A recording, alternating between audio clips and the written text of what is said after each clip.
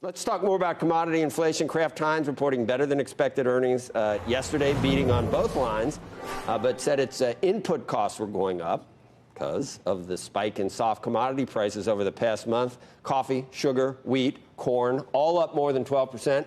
But there's no inflation. Just relax. Joining us now, it's transitory. Carlos Abrams-Rivera, U.S. president at Kraft Heinz. I guess I wanted to ask you about ketchup. We all talking about ketchup. That's been in the news, Carlos, the ketchup packets. I know you're going to add a couple of lines this summer, and you'll be supplying food suppliers at that point. This is not a long-term problem, is it, for ketchup lovers and on fries? Well, first of all, thank you for having me this morning, and be confident that you can put as much ketchup as you need in your whether it's your burgers or your fries. We're good, and I think for us, the reality is that it's a great thing. It's a great thing that people just love Heinz ketchup and they want to continue to kind of purchase our products, whether they are in store or whether they are going to the restaurants and now making sure that they take their product home, take out, delivery. But, while this being a lot of news later, Joe, I mean, this is something that we saw early in the pandemic. And we saw the shift on restaurants going from in-room dining to actually takeout and delivery.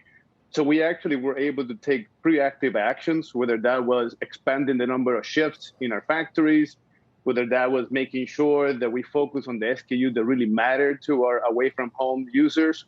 And actually, we accelerated a whole new line that you spoke about a whole year ahead to make sure that we have full capacity to make sure we deliver on what's needed in the marketplace. Thank God. I mean, I don't want to start using mayo. Even if it's light mayo, I mean, that's all I need, Carlos. I need to, we got to do ketchup. So you had numbers, and the numbers, I think, reflect you're not a stay-at-home stock, but certainly a lot of people stayed at home and had some of the great, well-known brands that you're known for. But tell us about whether these rising commodity prices hurt margins, because sales held up. Regarding commodity, we're actively managing. We're closely watching what's happening. At the same time, those are things that we feel that we can manage. I think whether that is driving some pressure on our overall inflation, but reality is that our big four commodities, things that we have pretty much under control and we feel good about. And regarding inflation, it is something that we actually are managing very well right now. We are doing it between revenue management tools that are helping us be smarter about how we deploy our dollars, and then also making sure that we think about, what else we could be adjusting as we go forward. And now, pricing is an option, but it's really the, only one of the options that we have.